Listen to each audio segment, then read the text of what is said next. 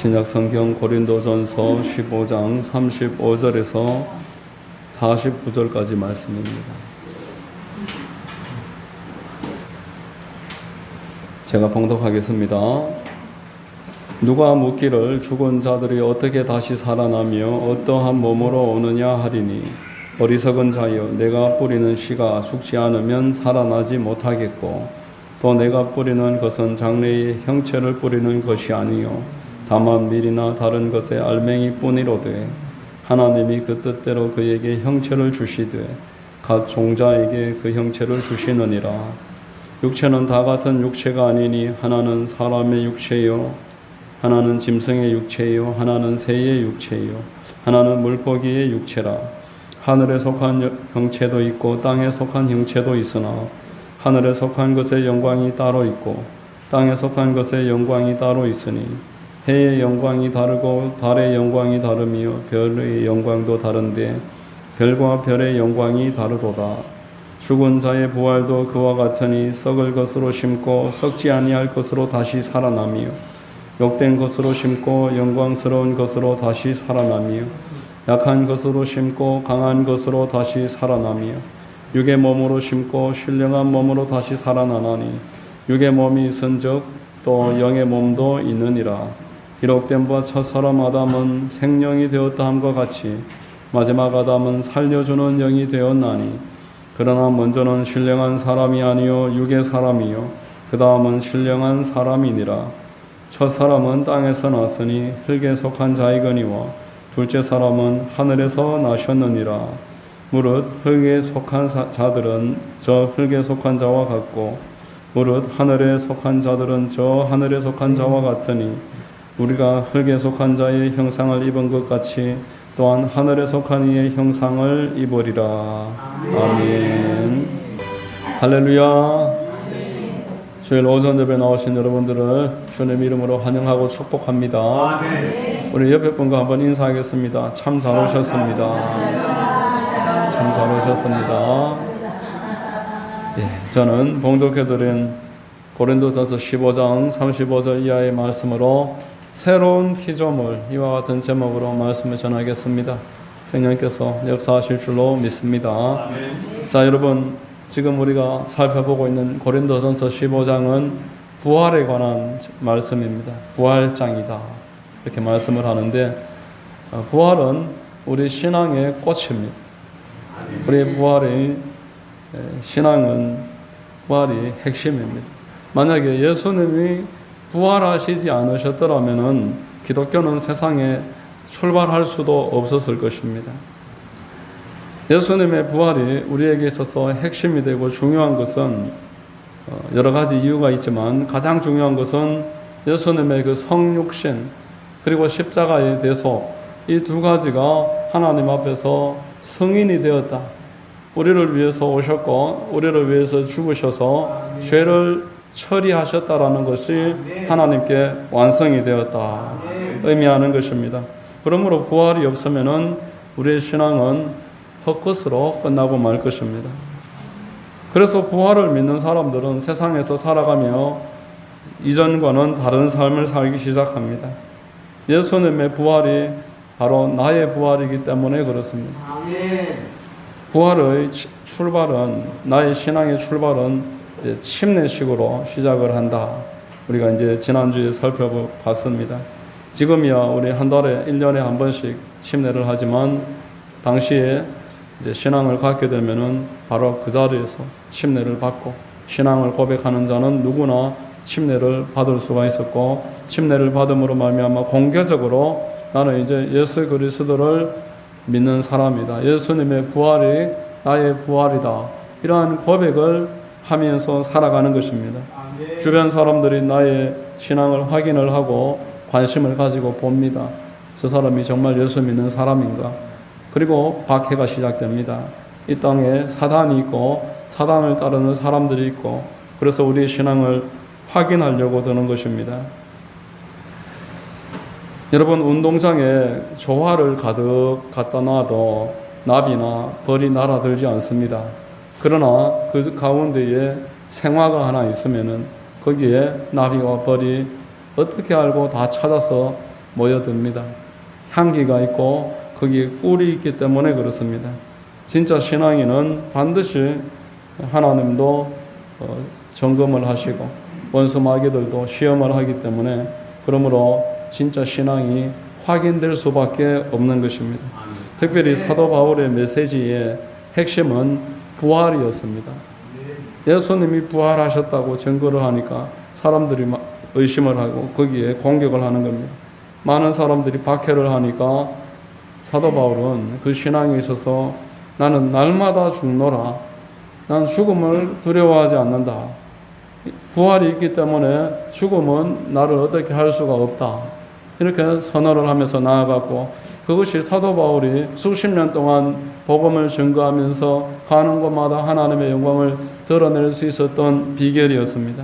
세상이 감당할 수가 없는 것입니다. 죽음을 두려워하지 않는다 그러니까 세상이 어떻게 하겠습니까? 죽음을 두려워하지 않고 정명대결하고 정정당당하게 나아가니까 하나님이 그 사람의 믿음을 도와주실 수밖에 없고 그가 믿는 대로 되게 만들어 줄 수밖에 없었던 것입니다. 우리 하나님께서는 나의 의인은 믿음으로 말미암아 살리라 하신 줄로 믿으시기를 바랍니다. 그가 뒤로 물러나면 내가 기뻐하지 않는다라고 말씀을 하셨습니다. 다윗처럼 골리앗과 같은 세상이 나의 앞에 딱 지키고 있다고 할지라도 하나님이 나와 함께 계신다는 믿음으로 정면으로 나아갈 때 우리 하나님이 승리를 날마다 더해 주실 것입니다. 내 힘으로 이길 수 없을 것 같은 그런 큰 문제가 있으면은 더 큰 승리가 있습니다. 요단강을 건너갔더니만 첫 번째 성이 여리고 성이었습니다. 난공불락의 거대한 성이 눈앞에 놓여 있었지만 하나님은 믿음으로 그것을 함락하기를 원하셨습니다. 큰 승리를 경험을 했더니만 마음에 교만한 마음이 생겼습니다. 그래서 여리고 성도 내가 무너뜨렸는데 내가 했다는 거예요. 그러면서 아이 성 정도야 내가 간단하지 이러고 마음을 먹고 나아가더니 그 아이 성에서 대패하고 말았습니다. 자, 여러분, 고린도전서 15장은 부활이 없다고 말을 하는 사람들에게 사도 바울이 변론하는 성경입니다. 계속 부활이 어디 있는가 이렇게 질문을 해오고 있습니다. 고린도전서 15장 12절 같이 한번 읽습니다. 그리스도께서 죽은 자 가운데서 다시 살아나셨다 전파되었거늘 너희 중에서 어떤 사람들은 어찌하여 죽은 자 가운데 부활이 없다 하느냐. 부활이 왜 없다고 말을 하느냐. 부활이 없으면 신앙이 무너지니까 예수님의 십자가는 이미 벌써 다 같이 본 것이고 부활을 계속 공격하는 겁니다. 29절에 만일 죽은 자들이 도무지 다시 살아나지 못하면 죽은 자들을 위하여 침례받는 자들이 무엇을 하겠느냐. 우리의 세상에 부활을 가지고 신앙을 증명하는 그런 모습들이 아무 의미 없는 짓이고 괜히 박해만 불러오고 저항만 불러올 뿐이다 라는 것입니다. 오늘 본문의 35절도 이렇게 시작을 합니다. 35절 누가 묻기를 죽은 자들이 어떻게 다시 살아나며 어떠한 몸으로 오느냐 이렇게 묻습니다. 의문점을 보이는 겁니다. 부활이 어떻게 가능하나.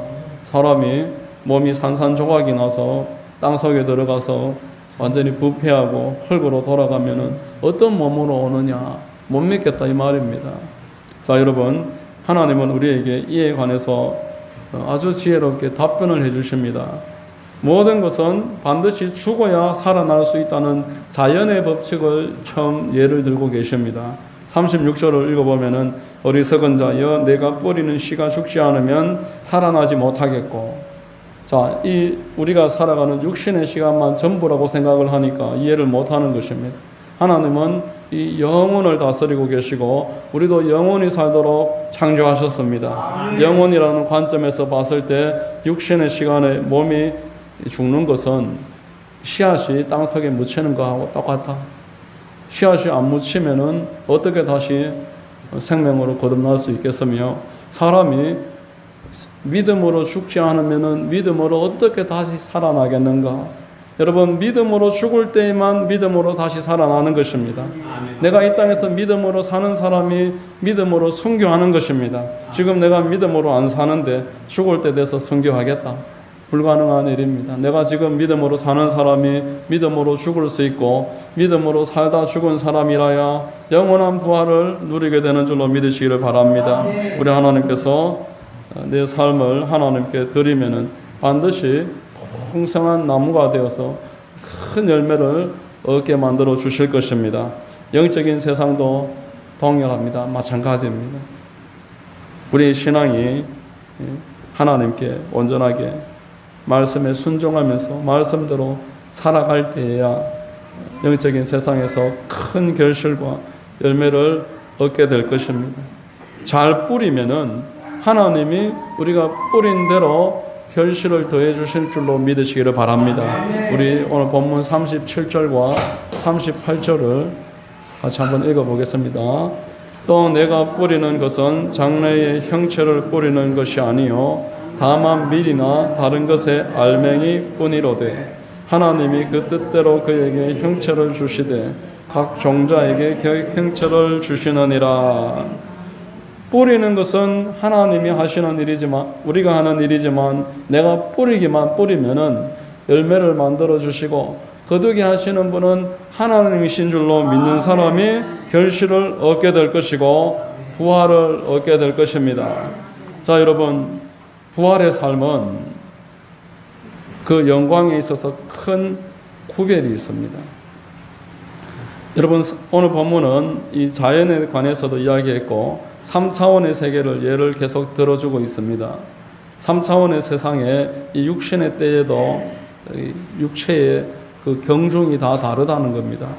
오늘 본문의 39절을 한번 보면은 육체는 다 같은 육체가 아니니 하나는 사람의 육체요 하나는 짐승의 육체요 하나는 새의 육체요 하나는 물고기의 육체라 이렇게 말씀을 합니다.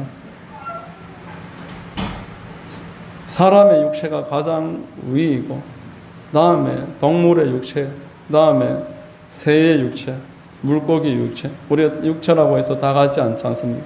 고기가 다 똑같습니까? 여러분, 소고기하고 닭고기하고 고등어하고 가격이 다 다르듯이 이 세상에서도 이렇게 사람과 짐승과 물고기 이렇게 경중이 다 다르고 다른 것처럼 영적인 세계에도 다 다르다는 거예요. 영적인 세상에 하늘의 영광이 있고 땅의 영광이 있고 하늘에서도 해의 영광이 있고 달의 영광이 있고 별의 영광이 있는데 별과 별의 영광이 다른 줄로 믿으시기를 바랍니다. 이 땅에서 우리는 뿌리는 시간이지 이 땅의 시간이 전부가 아니고 하나님이 우리에게 영혼을 주시고 영원히 살도록 축복하시는데 이 과정에서 잘 뿌리는 사람은 큰 영광을 누리게 되는 것입니다. 천국에 대한 간증을 여러 책을 통해서 참 믿을 만한 몇 가지를 읽어봐도 천국에 가는 간증 가운데 영광이 다 다르다.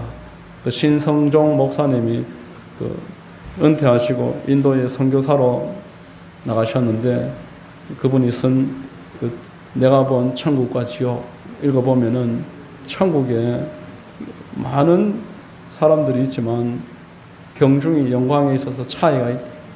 선교자들은 가장 큰 영광 가운데서 우리 주님과 가장 가까이 이 땅에서 주를 위해서 목숨을 버린 자들이 가장 큰 영광을 얻는다는 것. 그리고 많은 영혼을 주께로 인도한 자. 다니엘서 12장의 3절에 말한 것처럼 많은 영혼들을 주께로 인도한 자에게 하나님이 큰 영광을 주십니다. 천국에 전도자로 많은 영혼들이 있었는데 그 중에 한국에서 유명하신 분 최권능 목사님이 천국에서 큰 영광 가운데 있었다. 이렇게 간증을 합니다. 이분은 일제시대 때 한량이었는데 복음을 듣고 거듭나서 예수를 믿게 되었습니다. 그리고는 늘 다니면서 복음을 전했습니다. 메시지도 간단합니다. 예수 찬다, 불신지요. 그런 메시지 누가 변화가 되겠는가 하지만 교회를 80개를 개척을 합니다. 이 땅에 교회를 80개를 예수 찬당이라는 메시지를 가지고 복음을 전합니다. 우리가 아주 유창하게 재미나게 이야기를 잘한다고 해서 그 사람이 변화되는 것이 아니고 영혼을 위해서 기도하고 사랑하는 마음이 있고 그 영혼을 주께로 인도하고자 하는 안타까운 마음이 있는 사람이 하나님이 사용하시는 사람인 줄로 믿으시기를 바랍니다. 이렇게 하나님 앞에 하나님의 마음을 가지고 영원 사랑해서 기도하고 눈물로서 섬겼던 자가 천국에서 영광을 받는 거 당연하지 않겠습니까? 여러분, 우리하고 최건능 목사처럼 평생 복음 전하면서 멸시와 천대를 당하며 교회를 세웠던 분이 천국에서 똑같은 멸류관을 받고 똑같은 상을 받는다면 그것이 오히려 불공평한 일이 되는 것입니다. 하나님께서는 우리에게 이렇게 영혼의 분명한 영광에 큰 차이가 있다 말씀하십니다. 그리고 오늘 본문은 우리에게 부활할 때에 입게 될 육체에 관해서, 우리가 부활할 때 입게 될 몸에 관해서 말합니다. 부활할 때 어떤 몸을 입으면 좋겠습니까? 지금 입었던 몸 그대로 입으시면 좋겠습니까? 여러분, 부활을 했는데 지금 내가 입고 있는 옷 그대로 입으면은 부활을 원치 않을 분들도 많을 것입니다. 우리 하나님이 사람을 아름답고 정교하게 만들어 놓으셨어요. 남자와 여자로 참 조화롭게 아름답게 완벽하게 설계를 하셨습니다. 동물들도 하늘을 나는 새는 뼈가 텅 비어서 가볍다.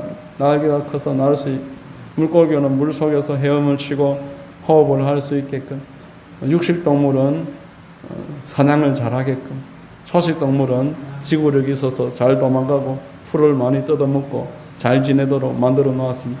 그렇지만 죄로 말미암아서 아담의 범죄 이후에 이 땅의 모든 생명체에게 저주가 임하고, 그래서 모든 육체가 고통을 당하면서 살아갑니다. 그래서 지금 아주 육신의 고통을 당하고 있는 많은 사람들이 있습니다. 그 사람들에게 그 몸 그대로, 장애를 가진 그대로 계속 일생을, 영생을 부활을 해서 살아라면은 원치 않을 것입니다. 그러므로 성경은 우리에게 부활 때 입는 몸을 선명하게 말해줍니다. 부활을 하면은 놀라운 몸이 예비되어 있는 줄로 믿으시기를 바랍니다. 오늘 본문의 42절에 말합니다. 죽은 자의 부활도 그와 같으니 썩을 것으로 심고 썩지 아니할 것으로 다시 살아나며, 이렇게 말합니다. 썩지 않는다. 죽지 않는다는 겁니다. 죽음으로 가기 전에 질병이 있고 노화가 있고 장애가 있습니다. 죽음이 없는 몸은 노화가 없고 장애가 없고 질병이 없는 건강하고 완전한 몸입니다. 하나님이 우리에게 이 땅에서 이 썩을 것을 가지고서 심고 썩지 않을 것을 얻게 하시겠다. 썩지 않는 놀라운 건강한 몸을 주시겠다. 얼마나 감사한 것입니다. 여러분, 썩을 것을 주고 썩지 않는 것을 받으니 우리는 그 기회를 얻은 복받은 사람입니다. 43절에 또 말씀합니다. 욕된 것으로 심고 영광스러운 것으로 다시 살아나며, 약한 것으로 심고 강한 것으로 다시 살아나며. 우리는 육신이 욕됩니다. 욕되다는 말은 수치스러움을 이야기하는 그러한 단어인데, 우리 스스로 유혹을 잘 이기지 못해서 잘못된 선택을 할 때가 많습니다. 잘못된 선택을 하고 후회합니다. 절제하지 못해서 스스로에게 실망할 때가 많습니다. 약한 것을 심는다고 말하는 것은 사람의 몸이 너무 약하다, 게으르다, 또는 절제하지 못하고 많이 자고 많이 가지려고 하고, 이러한 우리의 육신의 지금 한계를 지금 말합니다. 이런 욕된 몸, 약한 몸으로 심으면은 하나님께서 영광스럽고 강한 몸을 주시겠다 말씀하시는 것입니다. 우리의 부활의 몸은 지금처럼 유혹에 쉽게 타협을 하고 너무 육신의 그 정욕과 안목의 정욕과 이 세상의 자랑에 빠져서 낭비하고 후회하는 그러한 몸이 아니고, 그러한 일에 있어서는 아주 분명한 절제를 이룰 수 있는, 하나님께서 주시는 말씀에 순종할 수 있는 아름답고 건강하고 영광스러운 몸입니다.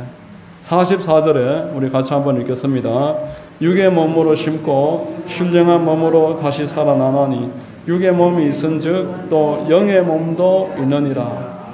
우리가 부활하게 되면은 이 육의 몸을 하나님께 내어놓고 영의 몸, 신령한 몸을 얻게 되는 것입니다. 신령한 몸은 예수님이 부활하셨을 때 보여주신 그 몸입니다. 예수님 부활하셨을 때 몸을 입고 오셨어요. 육체가 있으셨습니다. 음식을 드셨습니다. 그러나 예수님은 신령한 몸으로 제한 없이 가고 싶은 곳에 갈 수 있었습니다. 제자들이 두려워 떨고 있고 문을 꽁꽁 걸어 잠궈 놓은 곳으로 들어가실 수가 있었습니다. 엠마오 도상에서 자기 자신을 숨기려고 할 때 제자들은 예수님을 알아볼 수가 없었습니다. 자, 여러분, 저와 여러분들은 이 땅에서 우리 육체를 잘 관리하면서 살아야 되는 줄로 믿습니다. 그러나 우리 하나님께서는 우리가 부활을 하게 되면 썩지 않는 몸을 주시고 영광스러운 몸을 주시고 강한 몸을 주시고 신령한 몸을 주시는 것입니다. 우리는 그러므로 성경이 말하는 것처럼 새로운 피조물이 되었습니다. 세상 사람들과 다른 사람입니다. 세상 사람들과는 전혀 차이가 있는 새로운 존재들입니다. 몸은 지금 그대로 있고 있지만 영이 우리는 바뀌었습니다. 48절로 49절 같이 한번 읽겠습니다. 무릇 흙에 속한 자들은 저 흙에 속한 자와 같고 무릇 하늘에 속한 자들은 저 하늘에 속한 이와 같으니 우리가 흙에 속한 자의 형상을 입은 것 같이 또한 하늘에 속한 이의 형상을 입으리라 이렇게 말했습니다. 우리는 장차 하나님이 예비해 놓으신 방금 말씀드린 그 부활의 몸을 입을 것입니다. 그러나 지금 벌써 저와 여러분의 영은 주와 연합한 한 영인 줄로 믿으시기를 바랍니다. 우리는 주와 한 영입니다. 고린도전서 6장 17절에 주와 연합된 자는 한 영이다 말씀했습니다. 그러나 아직은 약하고 썩을 수밖에 없고 영광스럽지 못하고 육에 속한 연약한 몸에 있습니다. 그러나 영은 우리 하나님께서 한 영이 되게 하셨습니다. 신앙은 이제 이 영이 거듭난 그 이후에 영을 쫓아서 살아가고 이 영으로 말미암아서 그 육체를 다스려 나갈 수 있는 그런 가능성을 얻은 것이 신앙의 삶입니다. 여전히 육에 속한 그대로 살아가면은 내 안에 있는 영이 더 근심하고 메마르게 되고 오히려 신앙으로 살기 이전보다 더 평안과 기쁨을 누리지 못하는 그런 팍팍한 삶을 살게 됩니다. 신앙생활이 짐이 되는 거예요. 내 영혼을 돌보지 않는 사람은 신앙생활이 오히려 짐이 됩니다. 기쁘지 않습니다. 평안이 없습니다. 신앙생활에 어떤 설레임도 감격도 없어집니다. 하나님은 그래서 저와 여러분들에게 내 영혼을 돌봐야 함을 알려주셨습니다. 우리는 주님과 한 영으로 이제 내 영혼을 돌봐야 됩니다. 영혼을 돌보는 방법으로 성경은 두 가지를 말씀합니다. 하나는 기도입니다. 기도는 하나님과의 교제이며 영적인 호흡인 줄로 믿으시기를 바랍니다.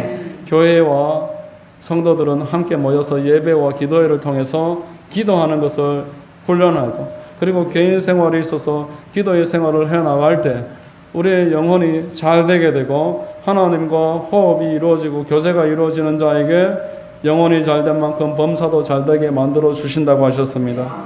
요한삼서 1장 2절 같이 한번 읽겠습니다. 사랑하는 자여 내 영혼이 잘됨 같이 내가 범사에 잘되고 강건하기를 내가 간구하노라. 거듭난 성도는 이전의 육신에 그대로 살고 있지만 장차 부활의 몸을 입기 전까지 영혼을 통해서 이 육신을 정복하고 이끌어가는 존재입니다. 육신에 쫓아서 영이 끌려다니는 것이 아니고 영이 날마다 하나님과 연합해서 육신을 끌어당기는 그러한 가능성을 가지고 세상에서 놀라운 삶을 보여줄 수 있는 사람이 성도인 줄로 믿으시기를 바랍니다. 내가 영혼을 추구하면은 우리 하나님은 나를 놀랍게 축복하십니다. 마태복음에 11장에 뭐라고 말씀했습니까? 먼저 그의 나라와 그의 의를 구하라. 하나님과의 관계를 구하라. 그리하면은 먹을 것, 마실 것, 입을 것, 세상에서 필요한 것 다 더하시리라. 우리 하나님이 우리의 필요를 다 아시는 줄로 믿습니다. 내가 하나님 앞에 내 영혼을 위해서 시간을 드리고 관심을 드리고 물질을 쏟고 따로 그 시간을 구분을 하고 그렇게 나갈 때 우리 하나님은 그 시간을 쏟는 그 일로 말미암아서 어떤 손해가 발생하지 않도록 지켜주시고 더 많은 것을 더해 주십니다. 두 번째로 기도와 말씀이 우리의 영혼의 양식인 줄로 믿으시기를 바랍니다. 내 영혼이 잘 되고자 한다면 나는 반드시 하나님의 말씀을 양식 삼아서 먹어야 됩니다. 마태복음 4장 4절에 사람이 떡으로만 살 것이 아니요 하나님의 입으로부터 나오는 모든 말씀으로 살 것이라 말씀했습니다. 우리 말씀을 정기적으로 먹지 않으면 정상적인 신앙생활 자체가 가능하지 않습니다. 우리가 육의 양식을 그만큼 먹는데 영의 양식을 먹지 않으면 생명을 유지하기 어려운 것입니다. 영적으로 완전히 메말라서 아사 상태가 돼서 아무 일도 하지 못하는 괴로운 거예요. 왠지 모르게 더 괴로운 거예요. 예수 믿는데 더 괴로운 거예요. 어떤 할아버지가 손자하고 대화를 했습니다. 사람의 마음에는 흰 말과 검은 말, 흰 개와 검은 개 두 마리가 싸운다. 손자가 묻습니다. 누가 이깁니까? 네가 먹을 것을 주는 개가 이긴다. 우리의 영의 사람, 속 사람과 육의 사람이 계속 싸우는데 누가 이기느냐?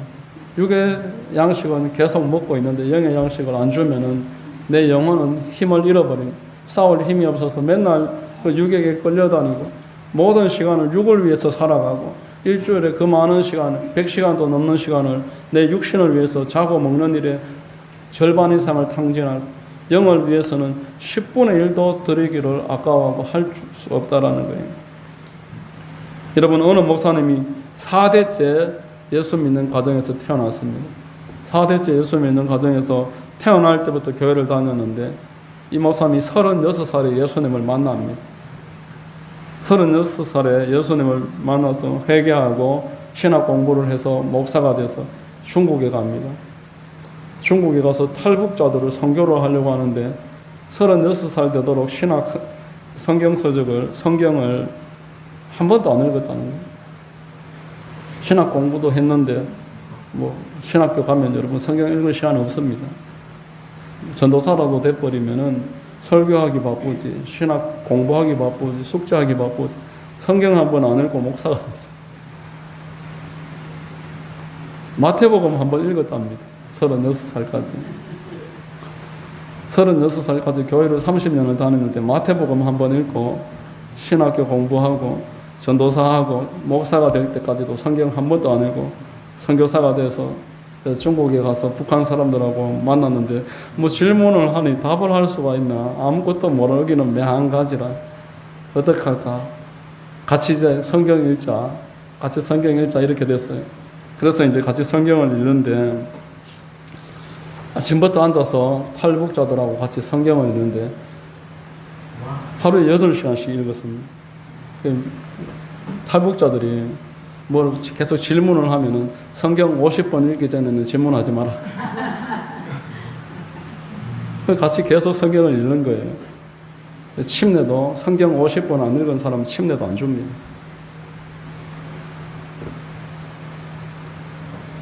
사람들이 왜 이걸 해야 됩니까? 말이 너무 어렵다. 우리 북한 말하고 너무 다르다. 이해하기 어렵다. 그리고 외국 사람들 이름이 계속 나오고 지명이 계속 나오는데 이걸 왜 읽어야 됩니까? 너희들 지금 밖에 돌아다니면 붙잡힌다. 끌려간다. 나하고 있으면 내가 세 끼 다 밥 실컷 줄 테니까 맛있는 거 계속 사주면서 성경 읽자. 그러니까 다 자기들끼리 연락이 주고받아서 사람이 한 명 한 명 오는 거예요. 밥을 잘 주고 앉아서 계속 성경만 읽으면 되니까 갈 데도 없는데 도망 나와서 이제 같이 앉아서 성경을 읽는데 사람들이 성경을 같이 읽는데 신약 성경은 여러분 하루에 8시간씩 읽으면 3일도 안 걸립니다. 이틀만 하면 다 읽습니다. 구약 성경은 그보다 한 4배 정도, 4배까지는 아니고 3.5배 정도 양이 많으니까 한 달에 성경을 몇 번씩 읽는 거예요. 근데 성경을 읽다가 막 회개하고 막 바짝바짝 뛰는 일이 막 일어나는 거예요. 열정이 생기고 믿음이 생기고 하나님 앞에 회개를 하고 나니까 감사하는 마음이 생기고 하나님 지금까지 내가 잘못 살았습니다. 회개하고 반성하고 막 목사님한테 예배 드려달라고 하고 막 사람들이 막 변화가 되는 거예요.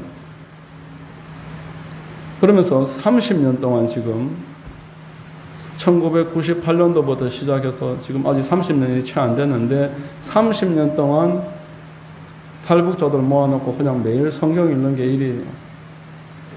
500명씩 지금 데리고 있다고 합니다. 몇 팀을 나눠서. 사람들이 회개하고 변화되고, 본인들은 한 달에도 성경을 몇 번씩 읽는다. 그래서 선교사로, 북한으로 선교사가 돼서 완전히 사명감 투철한 신앙인이 되어서 들어간다는 겁니다.